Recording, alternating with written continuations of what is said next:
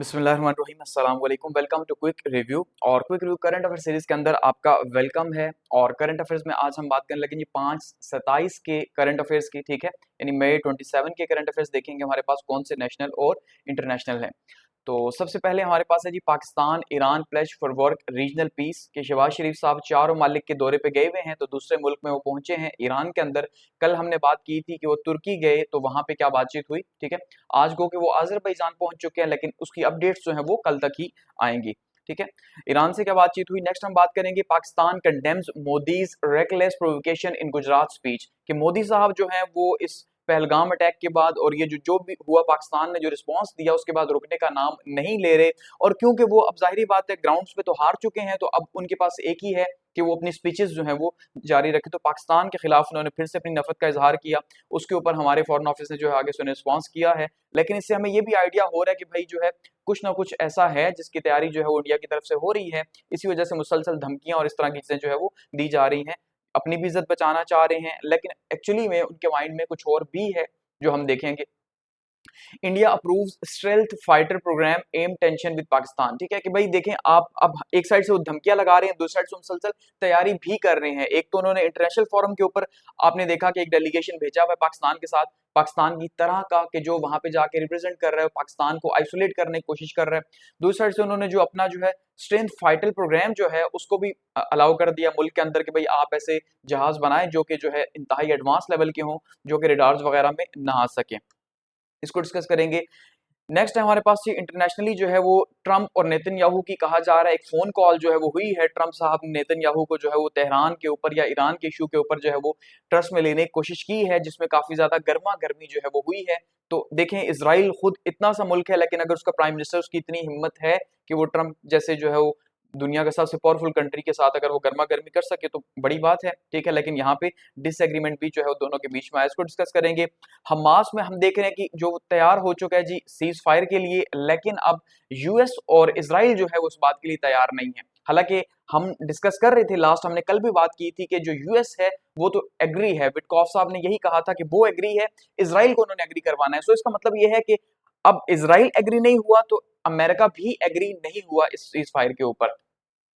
Next हम बात करेंगे ASEAN summit with China Gulf states amid US tariff. हम देख रहे हैं कि एशियान का समिट जो है वो हुआ है, उसके अंदर जो है चाइना भी साथ में शामिल था और एक नई जो है वो रीजनल इकोनॉमिक ब्लॉक की कोशिश की जा रही है, क्योंकि अमेरिका जो है वो टैरिफ लगा रहा है। इसको डिस्कस करेंगे। और लास्ट पे बात करेंगे कि आर्म रेस किस तरह से बढ़ रही है कि ईयू जो है उसने 150 बिलियन पाउंड्स जो है वो यूरोस जो है वो अप्रूव कर लिए हैं। किसके लिए? कि भाई आप दोबारा से जो है वो अपने असलाह को बिल्ड करें और यूक्रेन की हेल्प करें, ठीक है। तो हम देखेंगे कि कैसे जो है दुनिया के अंदर क्या मामला चल रहे हैं। तो स्टार्ट करते हैं। सबसे पहले जो है बात करते हैं जी शहबाज शरीफ साहब की कि वो ईरान में मौजूद हैं, ठीक है, गो अजरबैजान आगे चले गए। तो ये उनका 4 रोजा जो दौरा था जिसमें जो है वो ईरान पहुंचे हैं, तो उसकी बात करते हैं। पाकिस्तान ईरान का जो इरादा है, उन्होंने क्या प्लेज किया, क्या अहद किया कि हम मिल के रीजनल पीस जो है इलाकाई अमन के लिए हम काम करेंगे, ठीक है।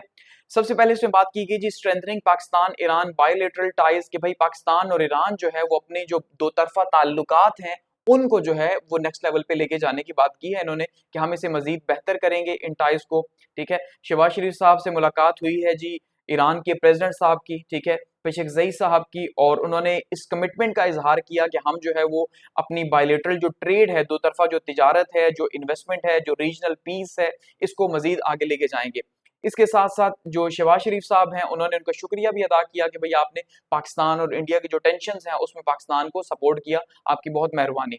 इसके साथ साथ बात की गई रीजनल डिप्लोमेटिक आउटरीच की, ठीक है, और कहा गया कि हम कॉपरेशन जो है वो मजीद बढ़ाएंगे इकोनॉमिक सेक्टर्स के अंदर, सिक्योरिटी के अंदर, और बॉर्डर मैनेजमेंट जो है, जो आपको पता है पाकिस्तान और अफगानिस्तान का या पाकिस्तान और ईरान का जो है वो सबसे बड़ा मसला ही क्या है, बॉर्डर मैनेजमेंट का, तो उसके ऊपर जो है बातचीत की गई है। और कहा गया कि हम जो है रेगुलर बेसिस के ऊपर ये जो हमारी बातचीत होती है इस बातचीत को जो है जारी रखेंगे और मामलात को आगे लेके जाएंगे। और जॉइंट काउंटर टेररिज्म के ऊपर भी जो है वो बातचीत की गई है। नेक्स्ट यहाँ पे क्या बात हुई है जी support amid India Pakistan tension की कि भाई इंडिया पाकिस्तान टेंशन में आपने हमें सपोर्ट किया, बहुत मेहरबानी आपकी कि आपने हमें सपोर्ट किया, खास करके आप हमें कश्मीर इशू के ऊपर, वाटर के ऊपर और काउंटर टेररिज्म के ऊपर आप हमें सपोर्ट कर रहे हैं। यानी शहबाज शरीफ साहब ने उनको कहा कि हमारे यही 3 इश्यूज हैं, एक तो कश्मीर का इशू है, दूसरा पानी रोक लिया गया, पानी का इशू है, और तीसरा काउंटर टेररिज्म जो है वो इंडिया हम पे इल्जाम लगा रहा है। तो हमारे अपने मुल्क में भी मसाइल हैं और उसकी गवाह आप भी हैं, यानी शहबाज शरीफ साहब ने उनको कहा कि आप भी हम पे इल्जाम लगाते हैं, तो ये तो हमारा मुश्तरका इशू है इस पूरे रीजन का, तो इसलिए ये हमारा जो है वो इशू है। साथ साथ यहाँ पे जो है वो कमिटमेंट की गई है जी पीसफुल रेजोल्यूशन की, कि जो मामलात भी चल रहे हैं पाकिस्तान इंडिया के दौरान इस रीजन के अंदर, उसको जो है वो पीसफुली रिजॉल्व किया जाएगा मिलके। Share stand on regional issues and Palestine, और साथ में जो है वो ये कहा गया कि हम जो है वो एक जैसी राय रखते हैं, ठीक है, हमारा जो स्टैंड है वो एक जैसा है रीजनल इश्यूज के ऊपर, ठीक है, और जैसे कि पैलेस्टाइन का इशू है तो उन्होंने कहा कि भाई जैसे ओआईसी के अंदर हमारा एक स्टैंड है कि हम ये चाहते हैं कि गजा का इशू या पैलेस्टाइन का इशू सॉल्व हो, कश्मीर का हो, तो वैसे ही हम साथ में खड़े हैं। इसराइल को कंडेम किया यहाँ पे, कल भी तुर्की के साथ भी कंडेम किया था, आज यहाँ पे भी जो है उन्होंने कंडेम किया कि भाई इसराइल गजा जो है उसके ऊपर बहुत ज्यादा जुल्म हो रहा है, ह्यूमैनिटेरियन एड बंद है और बहुत ज्यादा मुश्किलात का सामना है, ठीक है, और जोर दिया सीज फायर के ऊपर कि भाई किसी तरह से जो इंटरनेशनल पावर्स हैं वो सीज फायर करवाए वहां पे। और साथ में सबसे इंपॉर्टेंट चीज जो है वो क्या है जी, कि पाकिस्तान ने जो है वो ईरान का जो न्यूक्लियर प्रोग्राम है उसकी हिमायत की है सिविलियन पर्पसेस के लिए। तो ये शायद ईरान के लिए एक अचीवमेंट हो सकती है कि पाकिस्तान ने अगर जो है उसे सपोर्ट किया, क्योंकि पाकिस्तान पे ही इल्जाम लगता है कि पाकिस्तान ने जो है वो साउथ कोरिया को, नॉर्थ कोरिया को और ईरान को जो है ये प्रोग्राम बेचा है, ठीक है, तो इसलिए पाकिस्तान को कि खैर इनको न्यूक्लियर जो है वो राइट्स के लिए सपोर्ट कर रहा है कि भाई आप जो है वो सिविल पर्पसेस के लिए यूज कर सकते हैं, जबकि दूसरी साइड भी देख रहे हैं पूरी दुनिया इसकी अगेंस्ट में खड़ी है, तो ये यहाँ पे पाकिस्तान ने जो है एक अच्छी टर्न ली है। पाकिस्तान इंडिया सीज फायर की यहाँ पे बातचीत की गई है, उसको वेलकम किया गया और कहा गया कि भाई आपको पता है ईरान ने भी जो है सालसी की कोशिश की थी कि भाई यहाँ पे उनके मिनिस्टर साहब आए थे, फिर उसके बाद इंडिया गए, टेंशन को कम करने की कोशिश की, क्योंकि इंडिया के ईरान के साथ भी अच्छे ताल्लुकात हैं, और कहा गया कि जो हमारा शेयर्ड विजन है कि भाई हम जो है वो मुख्तलिफ इलाकाई जो मसाइल हैं उनके साथ मिलके चलेंगे, ठीक है, और मल्टीपल फ्रंट्स के ऊपर वो एक दूसरे को सपोर्ट भी करेंगे। तो ये जो है जी कुछ बातें हुई हैं जो कि ईरान के दौरे के दौरान जो शहबाज शरीफ साहब ने वहां पे की हैं और जो उसका आउटकम आया है। आगे बढ़ते हैं, नेक्स्ट है हमारे पास Pakistan condemns Modi's reckless provocation in Gujarat, ठीक है, कि मोदी साहब जो हैं वो मुसलसल पाकिस्तान को धमकियां देने में लगे हुए हैं, उनके इलेक्शंस भी हैं, आपको पता है उन्होंने इलेक्शन भी जीतने हैं, तो इसलिए वो मुसलसल जो है जहां पे मौका मिलता है वहां पे पाकिस्तान के लिए बात करते हैं। लेकिन सबसे इंपॉर्टेंट चीज ये है कि अगर आप उनकी स्पीचेस सुनेंगे तो ये स्पीचेस जो उनकी पुरानी स्पीचेस थी उनसे काफी ज्यादा डिफरेंट है, ठीक है, जिससे ये अंदाजा हो रहा है कि शायद उन्हें जो है वो अच्छा खासा ब्रीफ किया जा रहा है इन इश्यूज के ऊपर, इन चीजों के ऊपर, कि जैसे शायद हमारी साइड से इस तरह से कभी भी नहीं बोला गया, ठीक है, हमारी लीडरशिप की तरफ से इस तरह से खुल के इस तरह से जो है वो जैसे वहां पे बोला जा रहा है, तो उससे अंदाजा हो रहा है कि उनकी अप्रोच जो है बहुत डिफरेंट टाइप की है, वो सिर्फ बातें ही नहीं कर रहे बल्कि साथ हम ये देख रहे हैं कि वो कुछ इस तरह के स्टेप्स भी ले रहे हैं जो एक्चुअली में पाकिस्तान के लिए काफी ज्यादा थ्रेटनिंग है, ठीक है, तो वो अब इस तरह के रिमार्क्स दे रहे हैं। पाकिस्तान ने उनके जो रिमार्क्स हैं उनको कंडेम किया, जो आगे हम डिस्कस करेंगे, ठीक है, उनका कि भाई ये जो डेंजरस है, ये जो आप प्रोवोक कर रहे हैं, हमें हमें उकसा रहे हैं कि हम भी उसके बदले में कुछ करें, कि आप जिस तरह की बातें हमारे लिए कर रहे हैं। तो गुजरात की रैली के अंदर जो है जो उन्होंने बातें की हैं, ठीक है, मोदी साहब की जो स्पीच थी उसको उन्होंने कहा कि भाई ये जो पाकिस्तान ने ये कहा कि जो न्यूक्लियर आर्म स्टेट्स हैं इनके लीडर्स को कम से कम ये जेब नहीं देता कि इस तरह की जो है बेतुकी बातें की जाएं या इस तरह की इररिस्पॉन्सिबल बातें जो है की जाएं और कहा जाए हम मार देंगे, हम जंग करेंगे, अगर तुम बाज नहीं आओगे तो कोई इशू नहीं है। यानी उन्होंने अपनी स्पीच के अंदर क्या कहा, अब उन्होंने वो कहते हैं जी कि आप अगर रोटी नहीं खाते, आराम से रहते नहीं हो, तो फिर आप गोली खाओगे, ठीक है, साथ वो ये कह रहे हैं कि भाई पाकिस्तान को वार्निंग दे रहे हैं। वार्निंग क्या दे रहे हैं कि भाई जो इंडस वाटर ट्रीटी है तो हम बंद करेंगे ही करेंगे, और अभी तो डैम जो है वो 2 से 3% पे चल रहे हैं। उनका ये कहना है कि जो डैम है हमारे कश्मीर के अंदर वो पानी से फिल कम है और मट्टी और गंदगी से फिल ज्यादा हुए हुए हैं, तो उनका तो लेवल वैसे ही बहुत कम है पानी का, 2 to 3% है 100 में से। अभी हम इनकी सफाई करेंगे और सफाई करके इन्हें भरेंगे, तो अभी हम जब पानी छोड़ते हैं तो पाकिस्तान में सैलाब आ जाता है, तो जब इन्हें 100% भरेंगे, ठीक है, इनकी सफाई करके जिसका काम हमने स्टार्ट कर दिया, तो जब हम पानी छोड़ेंगे तो फिर पाकिस्तान क्या करेगा, फिर तो पूरा पाकिस्तान बह जाएगा। तो ये एक्चुअल में पाकिस्तान के लिए एक रियल थ्रेट है जो बात इन्होंने की है, और ये हकीकत भी है कि भाई वो डैम्स की तो सफाई हुई नहीं है, तो वहां पे तो सारा जो है गंदगी और मट्टी जो है वो जम गई है। जैसे हमारा तरबेला या मंगला डैम है, आपको पता है उनकी सफाइयां होती हैं, क्योंकि वो सारा सारा जो मट्टी पीछे से आती है वो बह के ऊपर एक सतह बना देती है, तो पानी की सतह कम हो जाती है फिर। तो अब वो इस तरह से भी धमकी देना स्टार्ट हो गए हैं कि नॉन ट्रेडिशनल वे में अब वो पानी से भी वो कोशिश कर रहे हैं कि हमें डैमेज करें, ठीक है, तो उन्होंने यहाँ पे जो है कहा कि भाई अब हम जो है हमारा पानी पे हक है, हम इसकी सफाई करेंगे, इसका पानी हम इस्तेमाल करेंगे और जब चाहेंगे पाकिस्तान को उसके अंदर बहाएंगे। फिर वो यहाँ पे क्या कहते हैं जी कहते हैं सुख चैन की जिंदगी जियो, रोटी खाओ वरना मेरी गोली तो है ही। जरा बातें समझे कि एक इतने बड़े मुल्क का, दुनिया का सबसे बड़ा मुल्क आबादी के लिहाज से, और ये क्लेम करता है कि दुनिया की सबसे बड़ी डेमोक्रेसी हमारी है, और वो लीडर साहब ये कह रहे हैं भाई सुख चैन से रोटी खाओ नहीं तो मेरी गोली तो है। ये इस तरह की लैंग्वेज इस्तेमाल की जा रही है, तो आप अंदाजा करें। और उसके बदले में हम ये देख रहे हैं नेक्स्ट जो न्यूज है जिसमें हम देख रहे हैं कि भाई वो फाइटर जेट्स की अब तैयारी कर रहे हैं वहां पे, तो हालात बढ़ते जा रहे हैं। उन्होंने फिर से यहाँ पे कहा कि भाई जब पाकिस्तान और इंडिया बना था, वो बड़े दुख से बताते हैं कि भाई हिंदुस्तान माँ को तकसीम कर दिया। अगर ये स्पीच आप उनकी सुनेंगे कि भाई हिंदुस्तान माँ को तकसीम कर दिया गया, फिर पाकिस्तान बना दिया गया, और फिर फौरन से ही मुजाहिदीन को टारगेट करते हैं कि मुजाहिदीन सबसे पहला हमला उन्होंने फौरन किया और कश्मीर का कुछ हिस्सा हमसे छीन लिया। फिर वो कहते हैं सरदार पटेल ने कहा था कि भाई आगे बढ़ें और हम इस कश्मीर को हासिल कर लें जो उन्होंने हमसे छीना है, लेकिन उस टाइम पे उनकी बात नहीं सुनी गई। जाहिर बात है उनके भी लॉर्ड माउंटबेटन साहब उस टाइम पे गवर्नर जनरल थे फर्स्ट, जब 1947 में मुल्क आजाद हुआ और हमारे कायद आज़म यहाँ पे बने, तो वो कह रहे हैं उनकी बात नहीं सुनी गई, वरना आज वो कश्मीर हमारा होता और ये मसले मसाइल ना हो रहे होते जिहादी के। और वो कहते हैं अब हम इन मुजाहिदीन को मारेंगे और अब हम ये कश्मीर भी हासिल करेंगे जो उनके कब्जे में चला गया, वो है हमारा, वो हमारा कश्मीर है। तो इस तरह की बातें की जा रही हैं, तो आप उनके इरादों को जान सकते हैं, उनको क्या कहने की बात कर रहे हैं। ठीक है, तो कहते हैं इंडिया के अंदर इनोसेंट लोग जो है मर रहे हैं, अनआर्म्ड पीपल को जो है टारगेट किया जा रहा है, तो अब हम जो है वो ईंट का जवाब पत्थर से देंगे और बुलेट का जवाब बुलेट से देंगे, ये कहने की कोशिश जो की जा रही है, और उन्होंने यही बातें कही है वहां पे। जबकि हम ये कह रहे हैं पाकिस्तान की तरफ से कि हम एस्केलेशंस नहीं चाहते, हम अमन चाहते हैं, हमें जो है आर्म नेबर्स को इस तरह की लैंग्वेज सूट नहीं करती। तो हम ये कह रहे हैं कि भाई आप ऐसा ना करें, और अगर आप ऐसा करते हैं तो फॉरेन ऑफिस कह रहा है आप अटेंशन डाइवर्ट करना चाहते हैं, अपने जो ह्यूमन राइट्स के इश्यूज हैं आपके इंडिया के अंदर जो चल रहे हैं या जम्मू एंड कश्मीर के अंदर जो चल रहे हैं, इसी तरह से जो डिप्लोमेटिक आपके जो मामला चल रहे हैं, ठीक है, वो भी, और साथ में जो आपकी हिंदुत्व आइडियोलॉजी है, अब क्योंकि इसको जो है थ्रेट है तो इसलिए आप इस तरह की बातें कर रहे हैं, हम उन्हें आगे से इस तरह के रिस्पॉन्स दे रहे हैं। लेकिन ओवरऑल हम ये देख रहे हैं कि टेंशन बढ़ रही हैं और मुसलसल इंडिया जो है वो इन टेंशन को बढ़ा रहा है एक साइड से। ठीक है, और नेक्स्ट हम बात करते हैं जी कि India approves stealth fighter program amid tension with Pakistan. के इंडिया ने जो है वो अप्रूव कर दिया जी अपना जी stealth fighter programme. Stealth fighter का मतलब ये ऐसे जहाज बनाना ऐसी टेक्नोलॉजी के साथ जो कि रेडार के जद में ना आ सके, यानी रिडार से पकड़ा ही ना जाए, क्योंकि जाहिर बात है रिडार लगे हैं मुल्क के अंदर।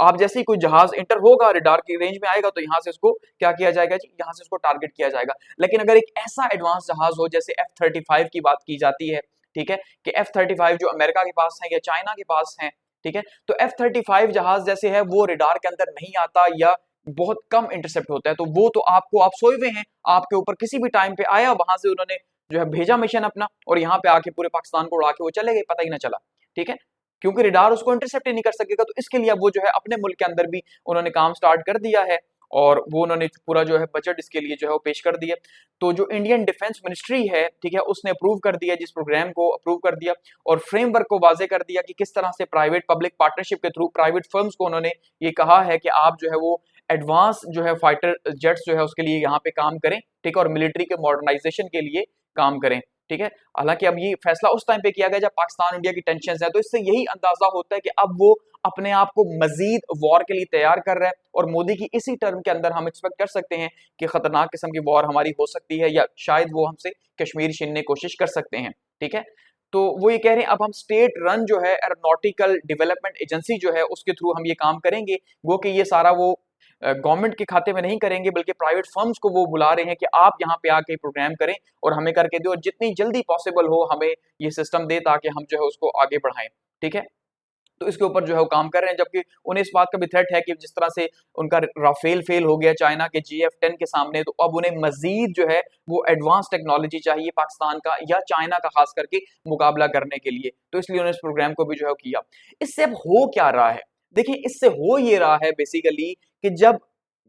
इस तरह के लीडर्स आते हैं दुनिया के अंदर, ठीक है, तो अल्टीमेटली उसके नतीजे के तौर पे दुनिया का जो जो ज्योग्राफी है वो बदल जाता है। ठीक है, तो इससे एक आर्म रेस पैदा हो रही है। ठीक है, इसका मतलब हर साइड हम ये देख रहे हैं कि टेंशंस बढ़ी हुई हैं, जंगें लगी हुई हैं, आर्म रेस हो रहा है। एक साइड पे हम ये देख रहे हैं कि भाई इंडिया ने जो है वो यहाँ पे इजाजत दे दी है, दूसरी साइड पे आज की न्यूज है कि जो हम EU की देखेंगे कि EU भी जो है वो अप्रूव कर रहा है भाई कि दोबारा से रीआर्म किया जाए। तो हर साइड पे, एक साइड से हम ये कह रहे हैं पीस चाहिए दुनिया को, अमन चाहिए, जबकि दूसरी साइड पे हम ये देख रहे हैं कि भाई किस तरह से जो है ये जेट्स, मिसाइल्स, ड्रोन और आर्टिलरी वगैरह जो है तैयार की जा रही है। तो ये आर्म रेस दुनिया के अंदर बढ़ रही है, जो दुनिया को कहाँ लेके जाएगी, अल्टीमेटली दुनिया को तबाही की तरफ लेके जाएगी कि कोई भी वॉर होगी तो। ठीक है, वो पैसा जो कि इंसानों के ऊपर लगना चाहिए वो इंसानों की नफरत पैदा करके जो है लगाया जा रहा है। तो ये रीजनल आर्म रेस इससे पैदा होगी। पाकिस्तान का डिफेंस बजट भी कहा जा रहा है 18% बढ़ेगा, तो क्या होगा, वो भी बनाएंगे, हम भी बनाएंगे, वो भी, और फिर क्या होगा, कभी वॉर तो होनी ही है जैसे अब हुई है, तो फिर क्या होगा उसके नतीजे के तौर पे। तो ड्रोन वॉरफेयर भी हमने यहाँ पे देखी है, नई नई टेक्नोलॉजीज हम दोनों मालिक के बीच में देख रहे हैं। तो बेसिकली इससे अब वो अपने जो है वो एयरफोर्स को मजीद जो है वो एम्पावर करना चाह रहे हैं, उसको जो है वो मजीद मॉडर्नाइज करना चाह रहे हैं। तो वही काम हम भी यहाँ पे कर रहे हैं, और आर्म रेस मजीद आगे जो है बढ़ रही है। ठीक है, और सिविलियन राइट्स जो कम होते जा रहे हैं, मिलिट्री स्टेट्स जो है दोनों मालिक बनते जा रहे हैं। नेक्स्ट बात करते हैं कि एक और न्यूज इंडिया से ही जुड़ी है, जो पाकिस्तान के हवाले से है, कि जो उनका मिशन है, हमने देखा था लास्ट टाइम उसने कतर और जापान और यूएई से जो है वो बातचीत की थी, जब मैंने आपसे डिस्कस किया था। तो अब वो कतर के अंदर मौजूद हैं और यहाँ पे उनकी पूरी कोशिश है, ठीक है, कि attack on countries soul Pakistan पे, Indian PMs targeting Pakistan on global trips, कि ये जहां जा रहे हैं जिस मुल्क के अंदर, वहां पे पाकिस्तान के खिलाफ जहर उगल रहे हैं, नफरत उगल रहे हैं, और दुनिया को ये बता रहे हैं कि पाकिस्तान बिल्कुल सेफ नहीं है, पाकिस्तान एक बुरा मुल्क है। ठीक है, और वो जिहादी पालता है। खास करके जो लास्ट इंडिया की आज स्पीच हुई है उसके हवाले से मैं आपको बता दूं, जो मोदी साहब हैं वो अपनी स्पीच के अंदर क्या कह रहे हैं। मोदी साहब अपनी स्पीच के अंदर ये कहते हैं कि इससे पहले हम ये समझते थे कि ये प्रॉक्सी वॉर्स हैं, लेकिन अब जब हमने उनके ठिकानों पे टारगेट किया और वहां जो दहशतगर्द मरे हैं उनको पूरे प्रोटोकॉल के साथ, मिलिट्री प्रोटोकॉल के साथ पाकिस्तान के झंडों के नीचे दफन किया गया। अब इससे हमें अंदाजा हुआ कि स्टेट इन्वॉल्व है और हमारे पास प्रूफ है, इसलिए अब हम स्टेट को या स्टेट के इंस्टीट्यूशंस को टारगेट करेंगे। इसका मतलब क्या है कि नेक्स्ट टाइम वो जैसे अब जिहादी ठिकानों को टारगेट करते हैं, मुजाहिदीन के जो ठिकाने हैं, तो अब वो ये कहना चाह रहे हैं कि नेक्स्ट टाइम हम मुजाहिदीन के ठिकानों को टारगेट नहीं करेंगे। हमें अंदाजा हो गया कि आप उन्हें स्टेट प्रोटोकॉल देते हैं और स्टेट प्रोटोकॉल पाकिस्तान की मिलिट्री देती है, सो हम मिलिट्री को डायरेक्टली टारगेट करेंगे। इसका मतलब वो ये कहना चाह रहे हैं, और ये पाकिस्तान के लिए काफी ज्यादा तशवीशनाक है कि जब फर्स्ट स्ट्राइक अगर वो करेंगे कोई इस तरह की, तो ये पाकिस्तान के लिए मुश्किल हो जाएगा। तो खैर इंटरनेशनल लेवल के ऊपर ये कतर में इनका जो डेलीगेशन है वो मौजूद है जी, और ये जो इंडियन पार्लियामेंटेरियंस हैं, ये कहा जा रहा है कि वैसे तो अपोजिशन जो है वो काफी टफ टाइम देती है इंडिया को उनकी पार्लियामेंट के अंदर, लेकिन यहाँ पे फिलहाल नेशनल सिक्योरिटी के नाम के ऊपर ये इकट्ठे हैं, और ये पहलगाम या कश्मीर के ऊपर जो है ये कह रहे हैं भाई हम इंडियन सोल हैं और हम इंडिया को रिप्रेजेंट करने आए हैं, और पाकिस्तान को इन्होंने टारगेट किया वहां पे भी और आइसोलेट करने की कोशिश की है। Global outreach to isolate Pakistan, अब इनकी पूरी कोशिश है कि पाकिस्तान को ग्लोबली आइसोलेट किया जाए और अपने लिए सॉफ्ट कॉर्नर पैदा किया जाए और पूरी दुनिया को बताया जाए कि पाकिस्तान दहशतगर्द मुल्क है। देखिए और कोई नुकसान हो ना हो, इससे हमें जो डायरेक्ट जो हमारे पास होती है ना, ठीक है जी, डायरेक्ट इन्वेस्टमेंट जो आती है इन ममालिक से, जो कतर से हमें आ सकती थी, यूएई से आ सकती थी, जब वो ये देखेंगे कि भाई इतनी टेंशंस हैं तो यहाँ पे वो किस लिए इन्वेस्टमेंट करेंगे, समझ रहे हैं। तो इसमें कोई शक नहीं है पाकिस्तान के लिए नुकसानदेह है। अगर आप ये सोचें इससे हमें क्या फर्क पड़ता है, इससे हमें फर्क पड़ता है डिप्लोमेटिकली, इकोनॉमिकली, साइकोलॉजिकली हमें फर्क पड़ता है इससे। तो वो पाकिस्तान को जाके जो है जगह जगह पे इस तरह से कर रहे हैं, और 30 ममालिक में उन्होंने जाना और पाकिस्तान की रेपुटेशन को वहां पे उन्होंने तार तार करना है। ठीक है, आगे बढ़ते हैं जी। रिपोर्ट क्या है, रिपोर्ट ये है कि नेतन्याहू और ट्रंप की जो है वो फोन कॉल हुई है, और फोन कॉल में कहा गया जी काफी गर्मा गर्मी हुई है ईरान के मामले को लेके। अब जरा इसको आप समझें। अब ये रिपोर्ट बेसिकली गो के ऑफिशियली इसको जो है वो डिनाई किया गया, लेकिन एक्चुअली में रिपोर्ट मौजूद है। अब इसमें ये कहा जा रहा है कि tension over strategy on Iran, कि जो गर्मा गर्मी हुई है, ट्रंप साहब ने कॉल की है नेतन्याहू को और उन्हें ये कहा है कि भाई आप जो मैं चाह रहा हूं ईरान के साथ डील करना, उसके ऊपर हामी भरें, उसके साथ खड़े हो जाएं, हम आपको नुकसान नहीं होने देंगे, ये ट्रंप ने कहा। लेकिन आगे से नेतन्याहू ने जो है वो डिसएग्री किया कि नहीं, हम सिविलियन पर्पसेस के लिए भी उसे अलाउ नहीं करेंगे, जो मैं कह रहा हूं वो मानो। तो इस बात के ऊपर गर्मा गर्मी हुई है। ठीक है, तो जो स्ट्रेटेजी है वो कहा जा रहा है फोन कॉल हुई और डीप डिविजन्स नजर आई हैं, यानी बहुत गहरी तकसीम नजर आई है हमें अमेरिका और इजराइल के लीडर्स के बीच में, कि अमेरिका किसी और तरह की डील करना चाह रहा है कि भाई ठीक है अगर हम कुछ टाइम के लिए बैन कर देते हैं तब भी ठीक है यूरेनियम को, या उन्हें लिमिट कर देते हैं, कैप कर देते हैं कि आपने इससे ज्यादा यूज नहीं करना, तो तब भी ठीक है। लेकिन ईरान भी इस पे नहीं मान रहा, क्योंकि जीरो पे तो कभी नहीं मानेगा, जबकि इजराइल जो है एक ही चीज पे जोर दे रहा है कि भाई जीरो, उसको बिल्कुल यूज नहीं करने देना। तो इसलिए जो है टेंशन अब बढ़ रही हैं। अब ये इजराइल का ही चैनल 12 है, ठीक है, उसने ये बातचीत की है कि भाई किस तरह से की कॉल जो है वो काफी गर्मा गर्मी हुई है वहां पे और काफी डिसएग्रीमेंट्स हुए हैं दोनों के बीच में।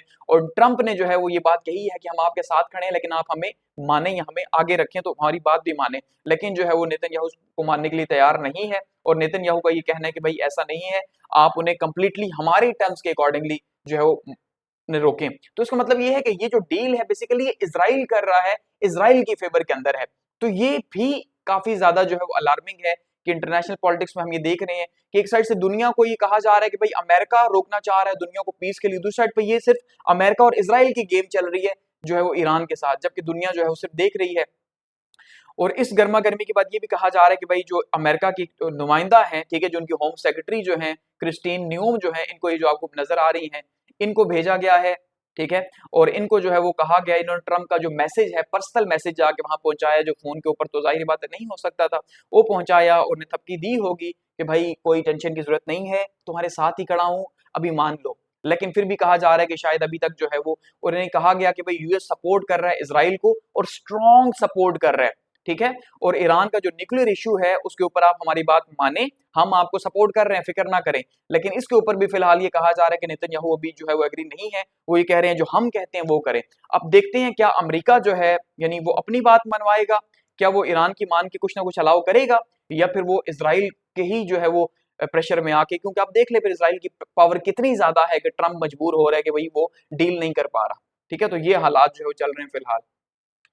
नेक्स्ट हमारे पास है जी कि हम देख रहे हैं हमास जो है कहा जा रहा है उसकी तरफ से, कल तक ये कहा गया था कि हमास अभी तक एग्री नहीं है, लेकिन अब रिपोर्ट्स ये कह रही हैं कि हमास जो है वो एग्री हो चुका है सीज फायर के ऊपर गजा की, लेकिन अब यूएस और इजराइल जो है इसको रिजेक्ट कर रहे हैं। अब ये भी बहुत इंटरेस्टिंग डेवलपमेंट है। अब देखिए इंटरेस्टिंग डेवलपमेंट कैसे है, कल हमने जो डिस्कस किया था, हमने ये कहा था कि जो अमेरिका है वो फ्रंट पे है, ठीक है, और वो कोशिश कर रहा है अपनी तरफ से 90 डेज की एक होस्टेज डील के हवाले से कि ये जो सीज फायर है 90 डेज का हो जाए, लेकिन इसराइल इसको रिजेक्ट कर रहा था कल तक और अमेरिका इसको एक्सेप्ट कर रहा था और वो डील करना चाह रहा था। लेकिन अब क्योंकि इसराइल ने शायद उन्हें कॉल की होगी कि भाई मैं इस बात पे एग्री नहीं हूं, तो अब अमेरिका भी पीछे हो गया अपनी डील से, और अब हमास जो है वो कह रहा है मैं मानने को तैयार हूं। तो इस तरह से ये इसराइल और अमेरिका की आप जोड़ी देखें, जो हम कहते हैं ना एक ही सिक्के के दो रुख। तो कॉन्फ्लिक्टिंग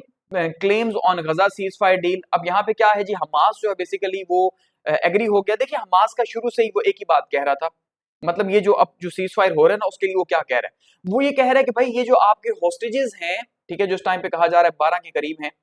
ये हम आपको वापस करेंगे, लेकिन आप हमें लॉन्ग टर्म का एक सीज फायर का एग्रीमेंट दें, ठीक है, लॉन्ग टर्म का,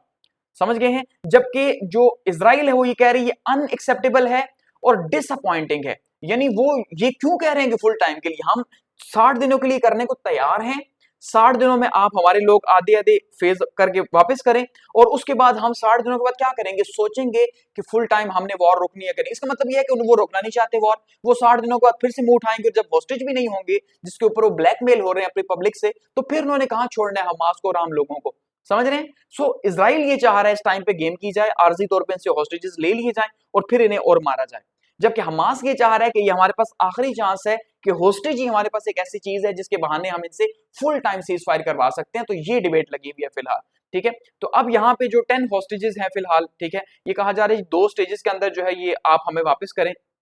ठीक है, और 60 डेज का हम सीज फायर करते हैं। तो हमास इसके ऊपर एग्री हो चुका है, पहले यूनाइटेड स्टेट्स भी एग्री था और साथ में ये कहा गया कि हम ह्यूमैनिटेरियन एड वगैरह भी जो है वो देंगे, लेकिन अब ये कहा जा रहा है कि भाई इसराइल क्योंकि एग्री नहीं है, इसराइल की जो हुकूमत है वो एग्री नहीं है, अपोजिशन एग्री है इसके ऊपर, ठीक है। तो अब इसलिए जो है उन्होंने ट्रंप साहब को भी कह दिया कि भाई जो है वो आप फिलहाल सीज फायर न करें, क्योंकि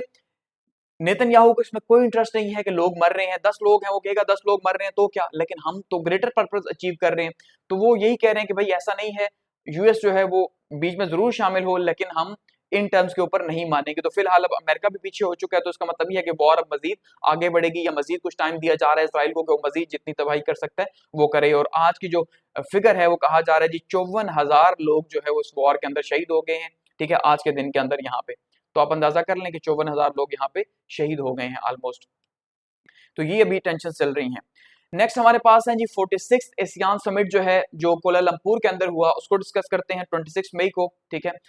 ASEAN kicks off summit with China Gulf states amid US tariff threats. अब इसका मतलब ये है कि दो यहाँ पे चीजें हैं, एक तो एशियान नेशंस का समिट तो हर साल ही होता है, ऐसा ही है। लेकिन इसके साथ चाइना शामिल है और गल्फ स्टेट्स को भी यहाँ पे बुलाया गया है, ये जो आपको नीचे पिक्चर दिखाई दे रही है। तो एक नई रीजनल इंटीग्रेशन हमें देखने को मिल रही है, वो भी एक ऐसे टाइम पे जब ट्रंप साहब जो है वो टैरिफ की धमकियां दे रहे हैं कि भाई मैं टैरिफ लगाऊंगा हर एक के ऊपर, क्योंकि वो ईयू को भी आपको पता है कि वहां पे भी 38% जो है टैरिफ लगाना चाह रहे हैं अपने ही वेस्ट ब्लॉक के ऊपर। तो जाहिर बात है एशिया उनके लिए बिल्कुल भी प्राइमरी नहीं है, या जो चाइना के एलाइज हैं वो नहीं है। तो ये जो है फर्स्ट चीज साउथ ईस्ट एशियन नेशंस का, जो एशियान नेशंस हैं, ठीक है, उनका फर्स्ट जो है हुआ है गल्फ स्टेट्स के साथ में। और ये एक जॉइंट जो है समिट था, चाइना भी साथ में शामिल था और कोलंबुर मलेशिया के अंदर ये हुआ, ठीक है। और इसमें जो है हमें ये नजर आ रहा है कि ये सिग्नल कर रहा है स्ट्रेटेजिक शिफ्ट का, किसका जी, लॉन्ग टर्म तब्दीली के लिए हमें ये बता रहा है कि लॉन्ग टर्म तब्दीली जो है वो आने लगी है डिप्लोमेटिक टाइज के अंदर। और यूएस का जो टैरिफ है उसके थ्रेट की वजह से हम देख रहे हैं कि ग्लोबली अनसर्टेनिटीज पैदा हुई हुई हैं। इस वजह से जो है ये हाई लेवल टॉक्स जो हुई हैं, जिसमें एनुअल जो है वो एशियान समिट के अंदर जो है बातचीत की जा रही है कि किस तरह से हम नए ब्लॉक को इंटीग्रेट कर सकते हैं और फायदा हासिल कर सकते हैं। तो इसका जो फोकस रहा वो ट्रेड रहा, अच्छा रेजिलियंस रहा और जियोपॉलिटिकल शिफ्ट रहा, कि हम ये देख रहे हैं चीजें जो है वो बदल रही हैं। तो जो स्ट्रॉन्गर एशियान जीसीसी टाइज हैं उसको कहा गया कि हम इसको मजीद आगे लेके जाएंगे और कोशिश करेंगे अपनी जो इकोनॉमी है वो इन कंट्रीज के साथ इंटीग्रेट ज्यादा करें, बजाय इसके कि वेस्टर्न कंट्रीज के साथ या अमेरिका के साथ। कि हम ये देख रहे हैं कि वहां पे मुश्किल है कि अमेरिका जो है वो यूनिलैटरल टैरिफ लगाना चाह रहा है, यानी अपनी साइड से वन साइडेड टैरिफ वो लगा रहा है, इससे हमें बहुत ज्यादा नुकसान है। तो ये जो 6 एशियान नेशंस हैं वो ये कह रही हैं कि भाई हमें अगर वो टैरिफ भी लगाएगा तो 49% पे हमें ड्यूटीज के साथ भी पड़ रहा है, तो हमें बहुत कॉस्टली अमेरिका पड़ रहा है। तो हमारे लिए यही बेहतर है कि हम क्या करें, हम आपस में ही कोई डील करें और जिससे हम अपनी इकोनॉमी को इंटीग्रेट करें। तो ये एक स्ट्रेटेजिक शिफ्ट है कि अब चाइना जो है वो दुनिया के इकोनॉमिक ब्लॉक को लीड करने जा रहा है आने वाले वक्त के दौरान, और अमेरिका के लिए जो है वो चीजें मुश्किल होती जा रही हैं, क्योंकि अगर ये सारा ब्लॉक चाइना के साथ होता है तो जाहिर बात है चाइना को इसका बेनिफिट है। चाइना ने भी यहाँ पे पूरी कोशिश की है रीजनल यूनिटी की, और चाइना के जो प्राइम मिनिस्टर साहब उन्होंने कहा जी हम डीपर कॉपरेशन की बात करते हैं और ओपन रीजनलिज्म की बात करते हैं, ठीक है, कि जो रीजन है वो ओपन हो, एक दूसरे के लिए फ्री ट्रेड हो, वहां पे जो भी बेचना चाहे खरीदना चाहे जिस तरह भी करना चाहे। और उन्होंने रिजेक्ट किया प्रोटेक्शनलिज्म को, कि वो अमेरिका को हमेशा इल्जाम लगाते हैं कि वो प्रोटेक्शनलिज्म के जो मैयर्स हैं ये वर्ल्ड ट्रेड ऑर्गेनाइजेशन के खिलाफ हैं, ठीक है जी। वर्ल्ड ट्रेड ऑर्गेनाइजेशन जो इस बात को इंश्योर करती है, वर्ल्ड ट्रेड सेंटर, कि भाई ये जो है ऐसा नहीं होना चाहिए, बेसिकली आप फ्री ट्रेड कर सकते हैं, लेकिन अब वो टैरिफ लगा रहे हैं। तो चाइना कहता है जी हम सपोर्ट कर रहे हैं किस चीज को, कि ट्राइलेटरल इकोनॉमिक कोलैबोरेशन जो है। अब ये ट्राइलेटरल क्या है कि एक साइड पे जो है गल्फ कंट्रीज हैं, एक साइड पे जो है साउथ ईस्ट एशिया है और एक साइड पे चाइना है। तो ये जो ट्राइका बन रहा है ये अमेरिका के लिए जाहिर बात है काफी ज्यादा थ्रेटनिंग हो सकता है, कि एक साइड पे हम ये देख रहे हैं कि चाइना है बीच में, ठीक है, और इस साइड पे गल्फ कंट्रीज हैं और यहाँ पे जो है वो साउथ ईस्ट एशियन नेशंस हैं। तो ये पूरे का पूरा रीजन जो है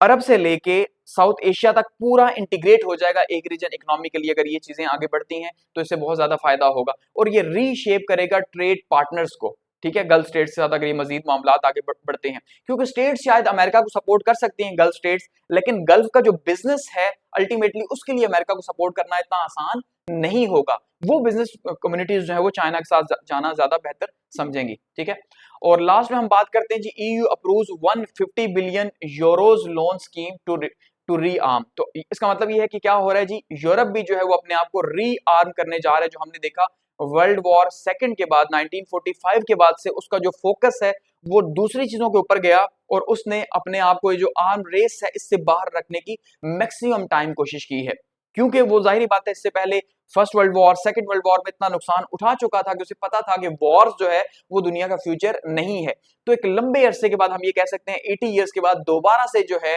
वो एक रिवाइवल हो रहा है, दोबारा से यूरोप के अंदर एक आर्म रेस हमें देखने को मिल रही है, और जिसके लिए वो पहले से ही मार्च से ही तैयारी कर रहे थे, कि उन्हें पता था कि भाई अब ट्रम्प जो है वो बयान पहले ही दे चुके हैं कि मैं अब सबको सपोर्ट नहीं करूंगा अपनी कॉस्ट के ऊपर।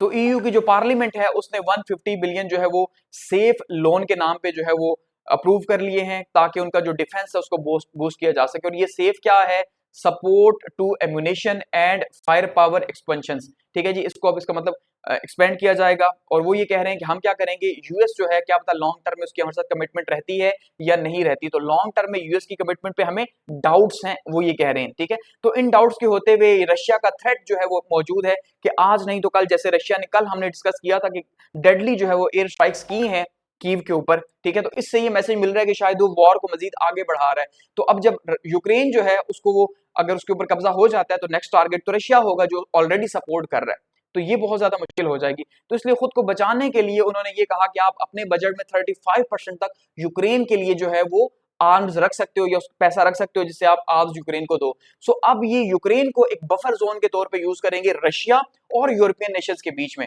और यूक्रेन की जो है वो यहाँ पे हालत बुरी हो जाएगी, क्योंकि ना वो छोड़ने का और ना वो लड़ने का, समझ गए हैं ना। तो ऐसे में क्या होगा, ये यूक्रेन जो है वो बिल्कुल अफगानिस्तान वाले हालात हो जाएंगे कि भाई वो 10 साल वॉर चलाएंगे और अफगानिस्तान ने जैसे शिकस्त हुई सोवियत यूनियन को, इसी तरह से यूक्रेन में भी वो दुआ करेंगे उनको जो है वो शिकस्त हो जाए रशिया को, रशिया यहाँ से वापस चला जाए। इसलिए अब जो है